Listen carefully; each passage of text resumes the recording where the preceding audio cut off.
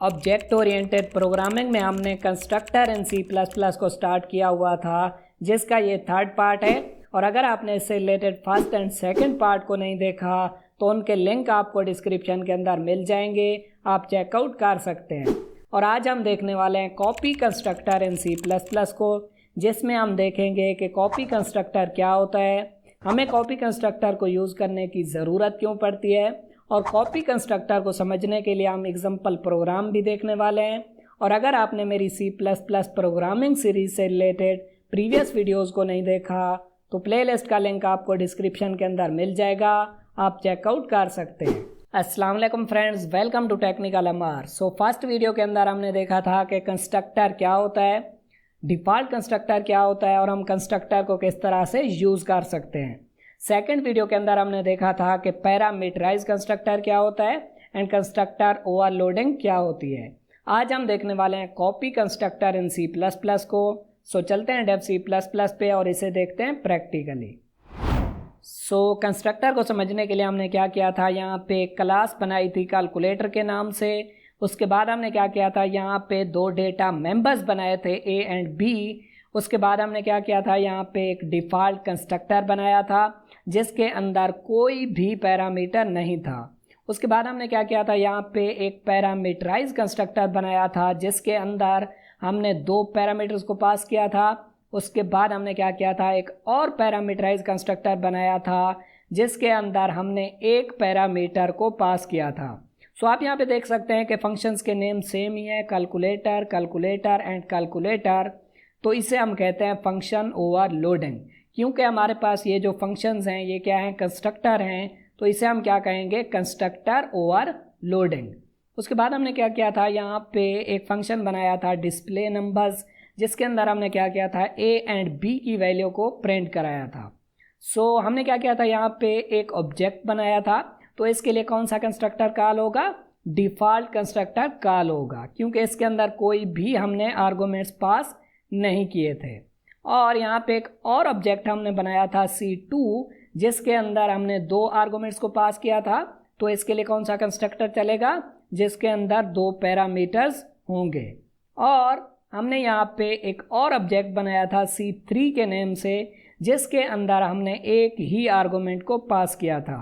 सो इसके लिए कौन सा कंस्ट्रक्टर चलेगा, ये वाला कंस्ट्रक्टर चलेगा जिसके अंदर एक ही पैरामीटर होगा। सो अब मैं क्या करता हूँ, यहाँ पे कैलकुलेटर टाइप का एक और ऑब्जेक्ट बनाता हूँ, कैलकुलेटर और यहाँ पे ऑब्जेक्ट मैं बनाता हूँ C4। तो आप मुझे बताएं कि इसके लिए कौन सा कंस्ट्रक्टर कॉल होगा, क्योंकि जैसे ही ऑब्जेक्ट बनेगा तो कंस्ट्रक्टर तो कॉल होगा ही होगा। तो इसके लिए कौन सा कंस्ट्रक्टर कॉल होगा, डिफ़ॉल्ट कंस्ट्रक्टर, क्योंकि इसके अंदर हमने कोई भी आर्गुमेंट पास नहीं किए। और अगर मैं यहाँ पे आर्गुमेंट को पास करता हूँ, एक आर्गुमेंट को पास करता हूँ फॉर एग्जांपल 10, तो अब कौन सा कंस्ट्रक्टर कॉल होगा, अब ये वाला कंस्ट्रक्टर कॉल होगा जिसके अंदर एक पैरामीटर होगा। और अगर यहाँ पे मैं दो आर्गुमेंट्स को पास करता हूँ तो अब कौन सा कंस्ट्रक्टर कॉल होगा, जिसके अंदर दो पैरामीटर्स होंगे। अब ये वाला कंस्ट्रक्टर यहाँ पे कॉल होगा। बट अगर यहाँ पे मैं एक ऑब्जेक्ट को पास करूं, फॉर एग्जांपल यहाँ पे मैं C2 को पास करता हूं, तो अब कौन सा कंस्ट्रक्टर कॉल होगा। तो यहाँ पे कुछ स्टूडेंट सोच रहे होंगे कि यहाँ पे दो पैरामीटर्स वाला कंस्ट्रक्टर कॉल होगा, क्योंकि हमने C2 को पास किया, तो C2 के अंदर क्या है, हमारे पास दो वैल्यूज़ हैं, तो इसलिए यहाँ पे ये वाला कंस्ट्रक्टर कॉल होगा। कुछ स्टूडेंट यही सोच रहे होंगे, बट आप यहाँ पे ये देखें कि यहाँ पे C2 को बनाते वक्त हमने इंट टाइप की वैल्यूज़ को पास किया था, और यहाँ पे रिसीव करते वक्त भी हमने इंट टाइप की वैल्यूज़ को यहाँ पे एज ए पैरामीटर लिया था। बट यहाँ पे आप देखें तो हम यहाँ पे एक ऑब्जेक्ट को पास कर रहे हैं, ना कि हम यहाँ पे इंट टाइप की वैल्यूज़ को पास कर रहे हैं, तो ये वाला कंस्ट्रक्टर कॉल नहीं होगा। जब ऑब्जेक्ट को बनाते वक्त हम इंट टाइप की वैल्यूज़ को पास करेंगे तब क्या होगा, यहाँ पे ये वाला कंस्ट्रक्टर कॉल होगा। बट हम यहाँ पे क्या कर रहे हैं, एक ऑब्जेक्ट को पास कर रहे हैं, तो हमें क्या करना पड़ेगा, इसके लिए एक और कंस्ट्रक्टर बनाना पड़ेगा। सो मैं क्या करता हूँ, यहाँ पे एक और कंस्ट्रक्टर बनाता हूँ कैलकुलेटर, और यहाँ पे आप देख सकते हैं कि हमने क्या किया, यहाँ पे एक ऑब्जेक्ट को पास किया जो कि कैलकुलेटर टाइप का था। तो यहाँ पे रिसीव करते वक्त भी हमें क्या करना पड़ेगा, एक ऑब्जेक्ट ही बनाना पड़ेगा कैलकुलेटर टाइप का। तो मैं क्या करता हूँ, यहाँ पे ऑब्जेक्ट का नेम रखता हूँ सी। तो आप यहाँ पे देखें कि हमने यहाँ पे एक ऑब्जेक्ट को पास किया और यहाँ पे उसे रिसीव करने के लिए भी क्या किया, एक ऑब्जेक्ट ही बनाया। बट अब भी क्या होगा, हमें यहाँ पे एक एरर देखने को मिलेगा, क्योंकि आप यहाँ पे देखें कि मैंने एक ऑब्जेक्ट को पास किया और यहाँ पे एक ऑब्जेक्ट बना के उसमें वैल्यू को रिसीव किया। बट अब यहाँ पे देखें कि जैसे ही हम एक ऑब्जेक्ट बनाएंगे तो क्या होगा, जैसे ही ऑब्जेक्ट बनता है तो क्या होता है, कंस्ट्रक्टर कॉल होता है। अब यहाँ पे कौन सा कंस्ट्रक्टर कॉल होगा, हमने यहाँ पे एक ऑब्जेक्ट बनाया, कंस्ट्रक्टर तो कॉल होगा ही होगा, बट कौन सा कंस्ट्रक्टर कॉल होगा। आप यहाँ पे देखें कि हमने C2 को पास किया और C में रिसीव किया। तो अब क्या होगा, जैसे ही ये ऑब्जेक्ट बनेगा तो उसमें C2 की वैल्यू पास होगी, C2 की वैल्यू पास होगी जैसे ही ये ऑब्जेक्ट बनेगा। तो C2 की वैल्यू अगर पास होगी तो इसका मतलब ये होगा कि ऑब्जेक्ट बनते वक्त एक ऑब्जेक्ट पास हुआ, ऑब्जेक्ट बनते वक्त एक ऑब्जेक्ट पास हुआ। तो उसके लिए कौन सा कंस्ट्रक्टर चलेगा, आप यहाँ पे देख सकते हैं कि ऑब्जेक्ट बनते वक्त एक ऑब्जेक्ट पास हुआ था, तो उसके लिए ये वाला कंस्ट्रक्टर चला था। अब यहाँ पे भी यही हो रहा है कि हमने एक ऑब्जेक्ट बनाया पैरामीटर के तौर पे, और क्योंकि उसके अंदर C2 की वैल्यू पास हो रही है तो यहाँ पे भी क्या होगा, ये वाला कंस्ट्रक्टर कॉल होगा जिसमें एक ऑब्जेक्ट पास हुआ था। सो इसका मतलब ये हुआ कि जैसे ही हम यहाँ पे कैलकुलेटर टाइप का एक ऑब्जेक्ट बनाते हैं, क्योंकि इसमें C2 की वैल्यू पास हो रही है, तो इसलिए यहाँ पे एक कंस्ट्रक्टर चलेगा जो कि यही कंस्ट्रक्टर होगा। तो ये वाला कंस्ट्रक्टर दोबारा कॉल हो जाएगा। अगर दोबारा कॉल होगा तो यहाँ पे ऑब्जेक्ट भी दोबारा बनेगा। अगर ऑब्जेक्ट दोबारा बनेगा तो फिर से कंस्ट्रक्टर कॉल होगा, कौन सा, यही वाला। तो इस तरह क्या होगा कि हर बार ये वाला कंस्ट्रक्टर कॉल होगा और यहाँ पे ऑब्जेक्ट बनते वक्त दोबारा कॉल होगा, फिर से कॉल होगा। इसका मतलब ये हुआ कि यहाँ पे होगी रिकरियन। अब यहाँ पे क्योंकि ये जो रिकरियन होगी ये स्टॉप तो नहीं होगी, तो इसलिए यहाँ पे भी हमें एक एरर देखने को मिलेगा, क्योंकि यहाँ पे प्रोग्राम स्टॉप नहीं होगा। जैसे ही यहाँ पे हम ऑब्जेक्ट बनाएंगे तो उसके अंदर वैल्यू पास होगी C2 की, तो वैल्यू अगर पास होगी तो ये वाला कंस्ट्रक्टर दोबारा कॉल होगा। आई होप कि आप मेरा पॉइंट समझ पा रहे हैं कि जैसे ही हम यहाँ पे पैरामीटर के अंदर एक ऑब्जेक्ट बनाएंगे तो उसके अंदर C2 की वैल्यू पास होगी, तो क्या होगा, C2 की वैल्यू अगर पास होगी तो दोबारा कंस्ट्रक्टर कॉल होगा, कौन सा, यही वाला। तो ये रिकरियन हो जाएगी और स्टॉप नहीं होगी। तो अब हम क्या करेंगे, हम ये कर सकते हैं कि जैसे ही यहाँ पे C2 पास हुआ, हम यहाँ पे एक ऑब्जेक्ट ना बनाएं, बल्कि हम क्या करें, यहाँ पे एक रेफरेंस ऑब्जेक्ट बनाएं। तो उसके लिए हम क्या करेंगे, यहाँ पे एम्परसेंड सिंबल का यूज़ करेंगे। तो अब क्या होगा, यहाँ पे एक रेफरेंस ऑब्जेक्ट बनेगा, एक ऑब्जेक्ट नहीं बनेगा बल्कि रेफरेंस ऑब्जेक्ट बनेगा। तो अब क्या होगा, C2 की जो वैल्यू है वो C के अंदर कॉपी हो जाएगी, एक अलग से ऑब्जेक्ट नहीं बनेगा, बल्कि क्या होगा, यहाँ पे C2 का हम क्या करेंगे, रेफरेंस ले लेंगे C के अंदर। अगर C के अंदर हम रेफरेंस ले लेंगे C2 का, तो इसका मतलब ये होगा कि हमने एक और ऑब्जेक्ट नहीं बनाया, बल्कि ऑब्जेक्ट के अंदर हमने क्या किया हुआ है, यहाँ पे रेफरेंस को पास किया हुआ है और यहाँ पे C के अंदर कॉपी किया हुआ है। तो C2 की वैल्यू कॉपी होके C के अंदर आ जाएगी।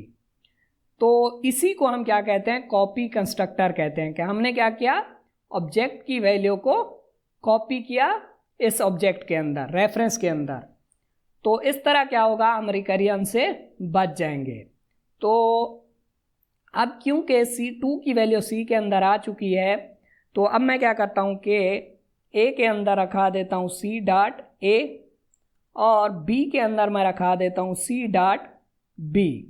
तो क्या होगा, ये जो हमारे पास A एंड B होगा किसका होगा, C4 का होगा, तो C4 के A के अंदर क्या आएगा, C डॉट A, C के अंदर कॉपी थी C2 की, यानी कि 20 आ जाएगा A के अंदर। इसी तरह C2 की क्योंकि कॉपी C के अंदर थी, तो इसका जो B है वो होगा C डॉट B के अंदर, वो आ जाएगा B के अंदर, यानी कि C4 के B के अंदर।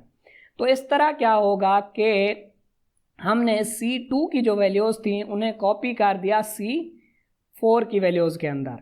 तो इस तरह हम क्या कर सकते हैं, कॉपी कंस्ट्रक्टर का यूज़ कर सकते हैं। कॉपी कंस्ट्रक्टर बनाते वक्त आपने एक चीज़ जहन में रखनी है कि यहाँ पे पैरामीटर के अंदर आपने ऑब्जेक्ट नहीं बनाना बल्कि एक रेफरेंस ऑब्जेक्ट बनाना है। तो अगर हम यहाँ पे आप देखें तो यहाँ पे भी एक ही पैरामीटर है, तो अगर हम यहाँ पे रेफरेंस बना दें इसे, तो ये कॉपी कंस्ट्रक्टर नहीं होगा। ये वाला कॉपी कंस्ट्रक्टर है, ये कॉपी कंस्ट्रक्टर नहीं होगा, चाहे हम इसे रेफरेंस भी बना दें। तो कॉपी कंस्ट्रक्टर के लिए शर्त क्या है कि यहाँ पे जो हम रेफरेंस बनाएंगे वो ऑब्जेक्ट का रेफरेंस होगा। यहाँ पे ये तो इंट टाइप की वैल्यू है, ऑब्जेक्ट का अगर हम यहाँ पे रेफरेंस बनाएंगे तो ये होगा कॉपी कंस्ट्रक्टर। सो अब अगर C4 की मदद से मैं डिस्प्ले नंबर फंक्शन को कॉल करूँ तो मैं क्या करता हूँ, इसे यहाँ से कॉपी करता हूँ और यहाँ पे पेस्ट कर देता हूँ, और यहाँ पे C4 की मदद से हम क्या करते हैं, डिस्प्ले नंबर फंक्शन को कॉल करते हैं। तो जो C2 की वैल्यूज़ थी C4 के अंदर भी वही वैल्यूज़ होंगी। सो मैं क्या करता हूँ, इसे यहाँ से कंपाइल एंड रन करता हूँ। सो आप यहाँ पे देख सकते हैं कि यहाँ पे हमें C1 के लिए वैल्यूज़ मिल रही हैं, यहाँ पे C2 के लिए, C3 के लिए और C4 के लिए। तो आप यहाँ पे देख सकते हैं कि C2 की जो वैल्यूज़ थी 20 एंड 30, C4 की भी वही वैल्यूज़ हैं 20 एंड 30, क्योंकि हमने C2 को कॉपी किया था और वैल्यूज़ रखाई थी C4 के अंदर। सो इस तरह हमने देख लिया कि डिफ़ॉल्ट कंस्ट्रक्टर क्या होता है, पैरामीटराइज कंस्ट्रक्टर क्या होता है, कंस्ट्रक्टर ओवरलोडिंग क्या होती है और कॉपी कंस्ट्रक्टर क्या होता है। सो जैसे ही हम किसी क्लास का ऑब्जेक्ट बनाते हैं तो क्या होता है, कंस्ट्रक्टर कॉल होता है। इसका मतलब ये हुआ कि ऑब्जेक्ट की ज़िंदगी में सबसे पहला जो फंक्शन चलता है वो कौन सा होता है, कंस्ट्रक्टर होता है। सो ऑब्जेक्ट बनते वक्त ही हमने अगर कुछ कराना है, कोई ऑपरेशन वगैरह कराना है, कोई एक्शन लेना है, तो हम क्या करेंगे, उसे कंस्ट्रक्टर के अंदर लिखेंगे, कंस्ट्रक्टर के अंदर उसकी हम कोडिंग करेंगे। इसी तरह अगर हम चाहते हैं कि ऑब्जेक्ट डिस्ट्रॉय होने से पहले कोई काम करा लें तो वो हम करा सकते हैं डिस्ट्रक्टर की मदद से, जिसे हम नेक्स्ट लेक्चर के अंदर देखने वाले हैं। सो कंस्ट्रक्टर क्या होता है, ऑब्जेक्ट की ज़िंदगी में चलने वाला सबसे पहला फंक्शन। इसी तरह डिस्ट्रक्टर क्या होता है, ऑब्जेक्ट की ज़िंदगी में चलने वाला आखिरी फंक्शन। सो ऑब्जेक्ट के डिस्ट्रॉय होने से पहले अगर आपने कोई काम करवाना है तो आपने क्या करना होगा, उसे डिस्ट्रक्टर के अंदर करवाना होगा। सो नेक्स्ट वीडियो के अंदर हम देखने वाले हैं कि डिस्ट्रक्टर क्या होता है। सो आप क्या करें, मेरी C++ ट्यूटोरियल फॉर बिगनर्स वाली प्लेलिस्ट को यहाँ से एक्सेस करें, क्योंकि इसी प्लेलिस्ट के अंदर आपको तमाम वीडियो सीक्वेंस में देखने को मिलेंगी।